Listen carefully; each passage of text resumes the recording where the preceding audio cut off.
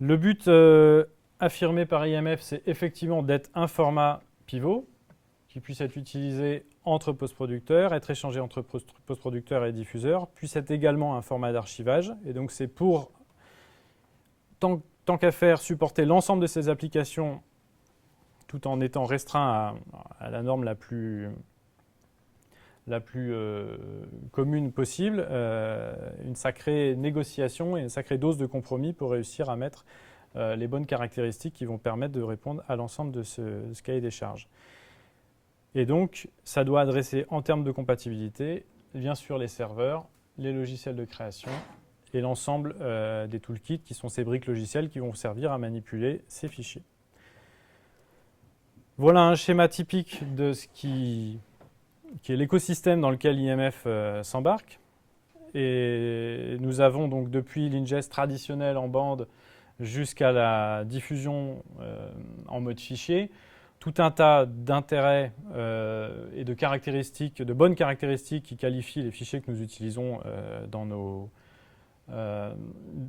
sites de production ou de diffusion. Nous avons donc des systèmes qui sont des vraies copies de bande, qui sont donc des fichiers tout aplatis, où on a la vidéo et l'audio et éventuellement quelques données associées qui peuvent être totalement wrappées, comme on dit, donc embeddées dans un seul fichier. On a des nécessités, donc là c'est ce symbole de l'entonnoir hein, qui symbolise le wrapper.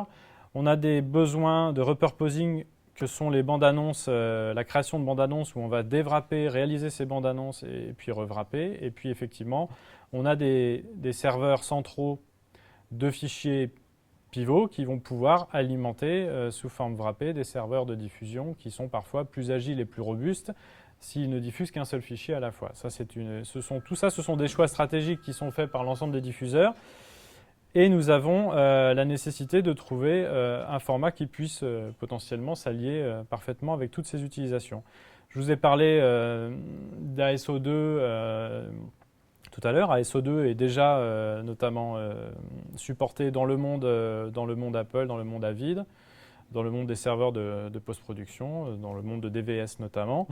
Nous avons des AS11 qui sont des déclinaisons aplaties potentielles de ces AS02 qui sont déjà supportées donc, dans beaucoup de serveurs de diffusion. Donc on est vraiment ici dans un écosystème qui n'a rien de nouveau, qui est déjà maîtrisé. Simplement, s'il pouvait y avoir un dénominateur commun, et IMF candidate pour être ce dénominateur commun, ça pourrait quand même permettre à toute la chaîne de valeur de mieux s'en sortir derrière et de mieux surtout comprendre ce qui peut être son origine et sa destination.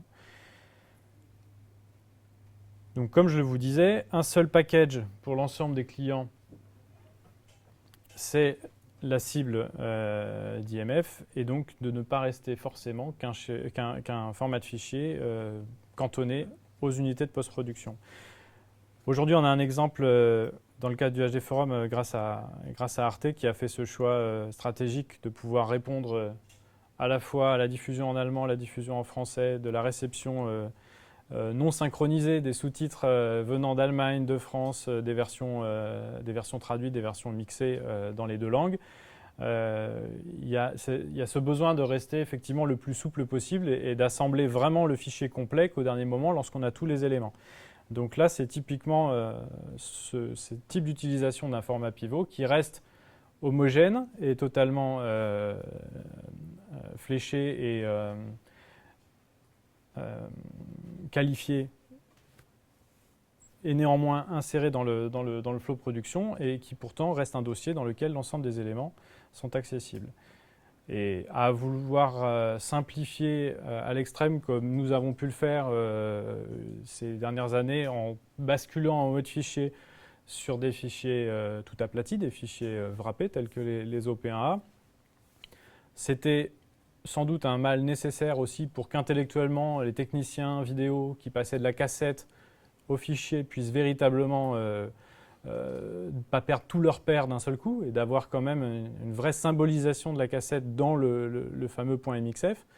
En revanche, si on a envie vraiment de profiter de l'ensemble de l'intérêt et des économies de la chaîne IT pour travailler en mode fichier, la version OP1B et la version donc éclatée, le package, revêt beaucoup plus d'intérêt dans toutes ces économies de temps, notamment que l'on passe à déwrapper et à rewrapper ces fichiers.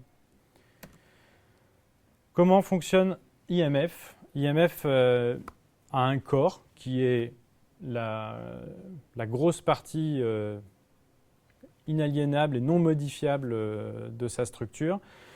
Ce corps, on l'a vu, il est basé sur ASO2 et effectivement, il contient un fichier CPL, un fichier OPL et donc ce qu'on appelle le package IMF, qui s'appelle aussi un IMP, Interoperable Media Package, qui contient effectivement l'essence au format AS02.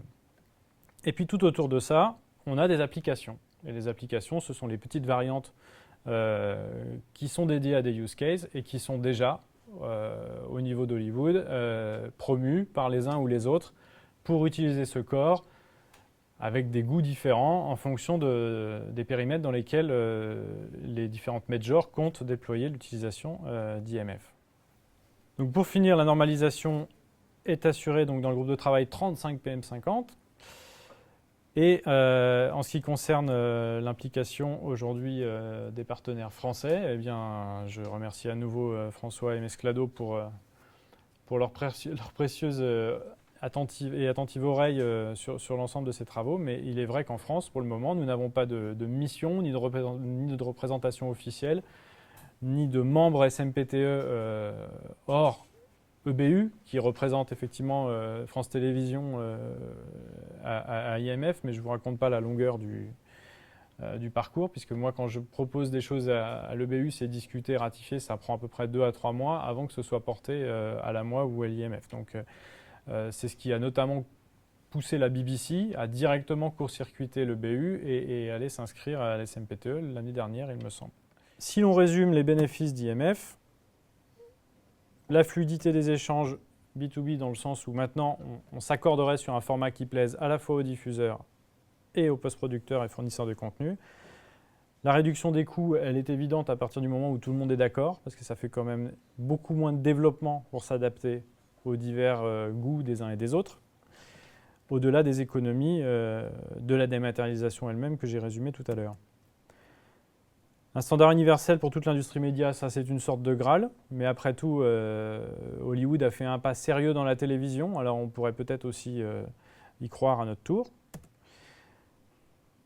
Les contraintes imposées pour faciliter l'interopérabilité, c'est ce qu'on avait déjà commencé à faire avec AS0X et puis consorts. Là, on se retrouve avec le même principe, donc ce qui a fonctionné depuis 2-3 ans, il n'y a pas de raison effectivement qu'IMF n'en bénéficie pas. Et puis le fait que la technologie puisse évoluer tandis que nous gardons la norme identique, c'est quand même quelque chose de fondamentalement intéressant. Alors vous allez peut-être me dire que MXF, on y a cru longtemps, que c'était figé et qu'on ne ferait qu'ajouter des morceaux, mais la façon dont la structure est prévue me semble beaucoup plus importante en termes de garantie sur le fait que le corps ne bouge pas, mais que ce soit dans les applications que résident les futures avancées technologiques. On résume les concepts importants. Donc l'IMP qui est le corps, le package média composé d'ASO2, le fichier CPL qui est donc correspond à l'edit list, le fichier OPL qui pilote les différents transcodeurs, le processus d'encapsulation des essences qui fait peur à personne maintenant puisque c'est un processus pertinent qui s'appelle donc ASO2 et qui fait partie des core constraints, et la possibilité de pouvoir générer plusieurs versions à partir d'un seul fichier commun. C'est la vraie définition du pivot. Voilà donc comment IMF pourrait remplacer donc, plusieurs fichiers que nous avons actuellement dans nos différents systèmes de production ou de diffusion. Ce qu'il faut savoir, c'est qu'on a construit nos régies finales qui sont pour la plupart passées à la dématérialisation des cassettes vers les fichiers, en nous basant aussi sur le fait que pour nous, l'antenne noble, c'était la TNT. Enfin, la TNT dans le sens où en tant que broadcaster, c'est le réseau que nous payons, mais on va dire le signal noble, le signal broadcast. Or, aujourd'hui, en 2013, on connaît tous la courbe de progression du visionnage des programmes à la demande en catch-up, en OTT. Par conséquent, la question est posée, et quand je l'ai posée la semaine dernière au HD Forum, j'avoue que ça a été un peu la consternation. Est-ce qu'on pense que dans 2 ans, on a toujours une majorité de téléspectateurs qui regardent nos programmes sur le flux broadcast? En tant que broadcaster, j'en suis moi-même perplexe. Quand je vois effectivement les statistiques de consultation des médias de France Télévisions sur Plus, quand je vois ma propre habitude de consommation de télévision, j'ai de grandes inquiétudes sur le fait de construire tout mon système de diffusion dans 2 ans sur cette diffusion linéaire, autour de cette notion de diffusion linéaire. Je ne veux pas sacrifier la robustesse de ma diffusion linéaire, mais je m'interroge sur le fait qu'elle soit entièrement taillée pour elle. Et je pense qu'à ce titre-là, le fait de réfléchir à un format de fichier commun qui puisse être de base déclinable dans toute la somme de fichiers nécessaires à adresser mon audience me semble un préalable plutôt séduisant comparé à mon déwrapping incessant de mon fichier maître actuellement pour pouvoir le transformer dans tous les parfums que me demande la concurrence effrénée des différents vecteurs de diffusion aujourd'hui. Ça finit sur une note très optimiste. Là, j'ai oublié la pastille Mesclado. Parce qu'effectivement, si l'on souhaite que ce format avance, il est indéniable que nous soyons déjà nombreux en France à y croire. Donc là,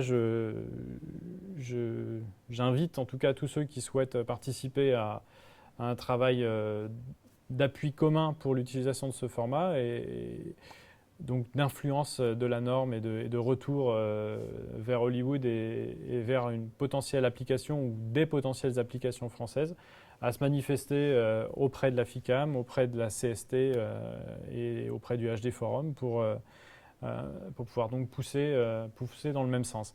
Ça mérite de la part des broadcasters une sacrée vision stratégique parce que, à mon sens, ce n'est pas quelque chose de déployable avant 2015, fin 2015, début 2016. Et néanmoins, c'est maintenant que ça se joue.